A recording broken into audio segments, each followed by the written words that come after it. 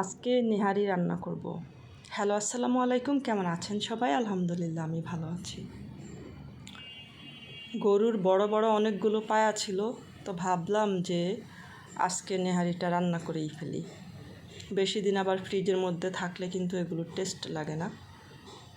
তারপরেই তো যেই কথা সেই কাজ, নেহারি রান্নার জন্য প্রস্তুতি চলছে। আমি আগে পাগুলোকে খুব ভালো করে ক্লিন করে ধুয়ে পরিষ্কার করে নিয়েছি।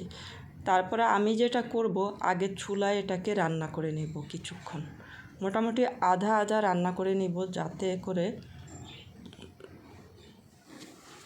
এটার সাথে যে নলির যে মাংসগুলো আছে সেগুলো যেন মোটামুটি সেদ্ধ হয় আর কি। তারপরে এক পাতিল পানি দিয়ে বসিয়ে দিয়েছি। পানিতে বসিয়ে দিয়ে রান্না করে নিয়ে যখন পানিটা আমার শুকিয়ে আসছে, মোটামুটি অর্ধেক পরিমাণে আসছে, তারপরে আমি আস্তে আস্তে এটার মধ্যে মশলাগুলো দিয়ে দিচ্ছি।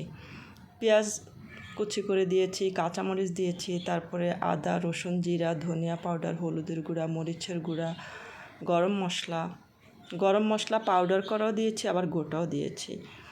দিয়ে এবার এটাকে আমি ঢাকনা দিয়ে আস্তে আস্তে নেড়ে নেড়ে রান্না করব। এটা প্রায় আমি 7 থেকে 8 ঘন্টার মতো রান্না করেছি। সকালে বসিয়েছি, সন্ধ্যায় এটাকে আমি তুলেছি। তারপরে এটাতে আমি বাগার দিয়ে দিয়েছি, আবার গরম মশলা দিয়েছি, জিরা পাউডারও দিয়ে দিয়েছি। তো এই তো ফাইনালি আমার লুকটা। শুকনো মরিচ দিয়েছি বাগারের সাথে। তো কেমন লেগেছে আমার আজকের ব্লগটি জানাতে ভুলবেন না। ভালো লেগে থাকলে অবশ্যই লাইক, শেয়ার, কমেন্ট শেয়ার করে পাশে থাকবেন। ফাইনাল লুকটা ছিল এটা। খেতে অসম্ভব মজার ছিল। নেহারি খেতে তো অসম্ভব মজার, এটা আমরা সবাই জানি, তাই না?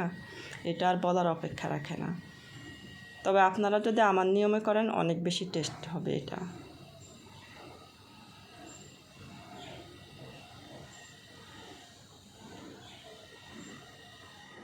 আজকের ভিডিওটি শেষ করে দিব। দেখা হবে অন্য কোনো ভিডিওতে। আল্লাহ হাফিজ।